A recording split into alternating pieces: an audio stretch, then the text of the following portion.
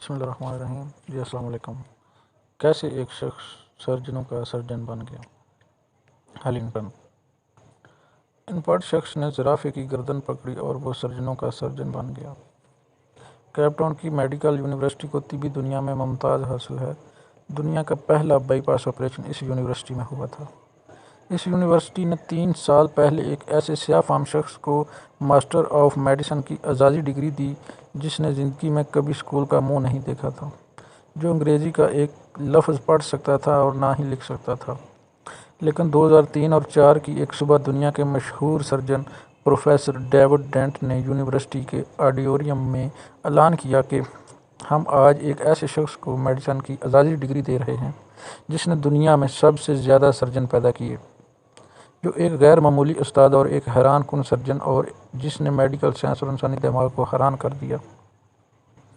اس اعلان کے ساتھ ہی پروفیسر نے ہلنگٹن کا نام لیا اور پورے آڈیٹوریم نے کھڑے ہو کر اس کا استقبال کیا۔ یہ اس یونیورسٹی کی تاریخ کا سب سے بڑا استقبال تھا۔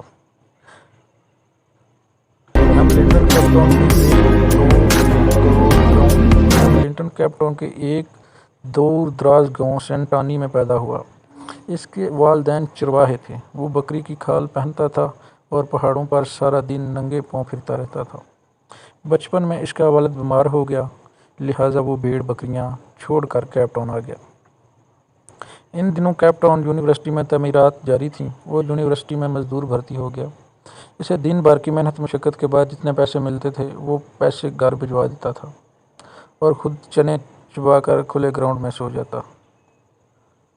وہ برسوں مزدوروں کی حیثیت سے کام کرتا رہا۔ تعمیرات کا سلسلہ ختم ہوا تو وہ یونیورسٹی میں مالی بھرتی ہو گیا۔ اسے ٹینس کورٹ کی گھاس کاٹنے کا کام ملا۔ وہ روز ٹینس کورٹ پہنچتا اور گھاس کاٹنا شروع کر دیتا۔ وہ 3 برس تک یہ کام کرتا رہا۔ پھر اس کی زندگی میں ایک عجیب موڑ آیا اور وہ میڈیکل سائنس کے اس مقام تک پہنچ گیا جہاں آج تک کوئی دوسرا شخص نہیں پہنچا۔ ایک نرم اور گرم صبح تھی۔ پروفیسر رابرٹ جوائز زرافے پر تحقیق کر رہے تھے۔ وہ یہ دیکھنا چاہتے تھے جب زرافہ پانی پینے کے لیے گردن جھکاتا ہے تو اسے غشی کا دورہ کیوں نہیں پڑتا۔ انہوں نے آپریشن ٹیبل پر ایک زرافہ لٹایا، اسے بے ہوش کیا، لیکن جوں ہی آپریشن شروع ہوا زرافے نے گردن ہلا دی۔ چنانچہ انہیں ایک ایسے مضبوط شخص کی ضرورت پڑ گئی جو آپریشن کے دوران زرافے کی گردن جکڑ کر رکھے۔ پروفیسر تھیٹر سے باہر آئے۔ سامنے ہلنگٹن گھاس کاٹ رہا تھا۔ پروفیسر نے دیکھا وہ ایک مضبوط قد کاٹ کا صحت مند جوان ہے۔ انہوں نے اسے اشارے سے بلایا اور اسے زرافے کی گردن پکڑنے کا حکم دیا۔ ہلنگٹن نے گردن پکڑ لی۔ یہ آپریشن 8 گھنٹے جاری رہا۔ اس دوران ڈاکٹر چائے اور کافی کے وقفے کرتے رہے، لیکن ہلنگٹن زرافے کی گردن تھامے کھڑا رہا۔ آپریشن ختم ہوا تو وہ چپ چاپ باہر نکلا اور جا کر گھاس کاٹنا شروع کر دی۔ دوسرے دن پروفیسر نے اسے دوبارہ بلایا۔ وہ آیا اور زرافے کی گردن پکڑ کر کھڑا ہو گیا۔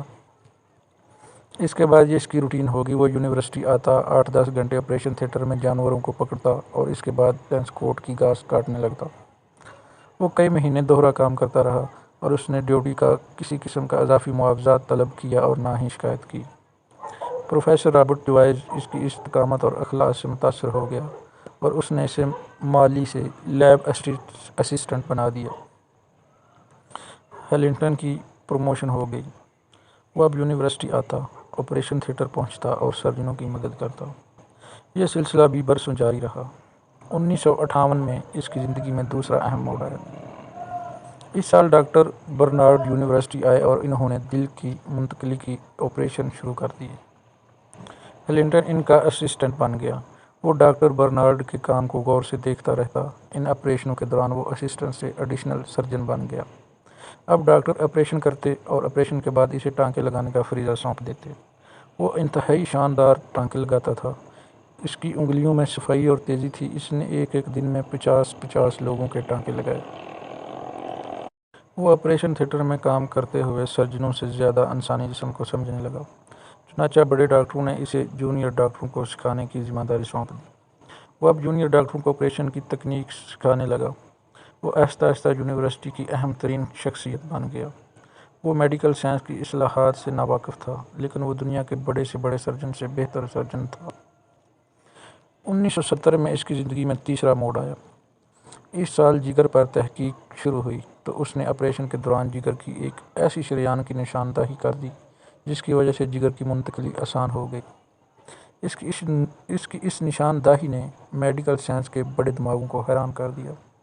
آج جب دنیا کے کسی کونے میں کسی شخص کے جگر کا آپریشن ہوتا ہے اور مریض آنکھ کھول کر روشنی کو دیکھتا ہے تو اس کامیاب آپریشن کا ثواب براہ راست ہیلنگٹن کو چلا جاتا ہے۔ اس کا محسن ہیلنگٹن ہوتا ہے۔ ہیلنگٹن نے یہ مقام اخلاص اور استقامت سے حاصل کیا۔ وہ 50 برس کیپ ٹاؤن یونیورسٹی سے وابستہ رہا۔ ان 50 برسوں میں اس نے کبھی چھٹی نہیں کی۔ وہ رات 3 بجے گھر سے نکلتا، 14 میل پیدل چلتا ہوا یونیورسٹی پہنچتا اور ٹھیک 6 بجے تھیٹر میں داخل ہو جاتا۔ لوگ اس کی آمد و رفت سے اپنی گھڑیاں ٹھیک کرتے تھے، یعنی کہ ان کا ٹائم ٹھیک کرتے تھے۔ ان 50 برسوں میں اس نے کبھی تنخواہ میں اضافے کا مطالبہ نہیں کیا۔ اس نے کبھی اوقات کار کی طوالت اور سہولتوں میں کمی کا شکوہ نہیں کیا۔ لہٰذا پھر اس کی زندگی میں ایک ایسا وقت آیا جب اس کی تنخواہ اور مراعات یونیورسٹی کے وائس چانسلر سے بھی زیادہ تھیں اور اسے وہ اعزاز ملا جو آج تک میڈیکل سائنس کے کسی شخص کو نہیں ملا۔ وہ میڈیکل ہسٹری کا پہلا ان پڑھ استاد تھا۔ وہ پہلا ان پڑھ سرجن تھا جس نے زندگی میں 30,000 سرجنوں کو ٹریننگ دی۔ وہ 2005 میں فوت ہوا تو اسے یونیورسٹی میں دفن کیا گیا اور اس کے بعد یونیورسٹی سے پاس آؤٹ ہونے والے سرجنوں کے لیے لازم قرار دیا گیا وہ ڈگری لینے کے بعد اس کی قبر پر جائیں، تصویر بنوائیں اور اس کے بعد عملی زندگی میں داخل ہو جائیں۔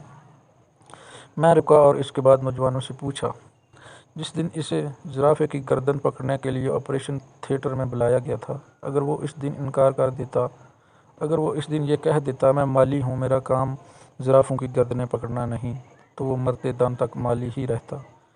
اس کی ایک ہاں اور 8 گھنٹے کی اضافی مشقت تھی جس نے اس کے لیے کامیابی کے سارے دروازے کھول دیے اور وہ سرجنوں کا سرجن بن گیا۔ نوجوان خاموش رہا۔ میں نے اس سے عرض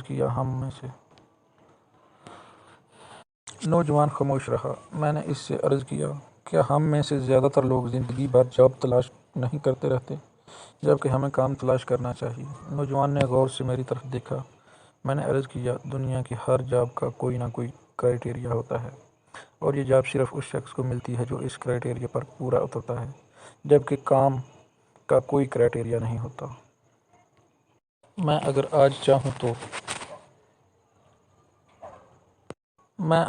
چاہوں تو میں چند منٹوں میں دنیا کا کوئی بھی کام شروع کر سکتا ہوں اور دنیا کی کوئی طاقت مجھے اس کام سے باز نہیں رکھ سکے گی۔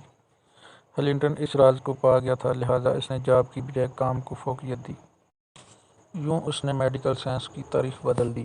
ذرا سوچو، اگر وہ سرجن کی جاب کے لیے اپلائی کرتا تو کیا وہ سرجن بن سکتا تھا؟ کبھی نہیں، لیکن اس نے کھرپا نیچے رکھا، زرافے کی گردن تھامی اور سرجنوں کا سرجن بن گیا۔ میں رکا اور ہنس کر بولا، تم اس لیے بے روزگار اور ناکام ہو کہ تم جاب تلاش کر رہے ہو، کام نہیں۔ جس دن تم نے ہیلنگٹن کی طرح کام شروع کر دیا، تم نوبل پرائز حاصل کر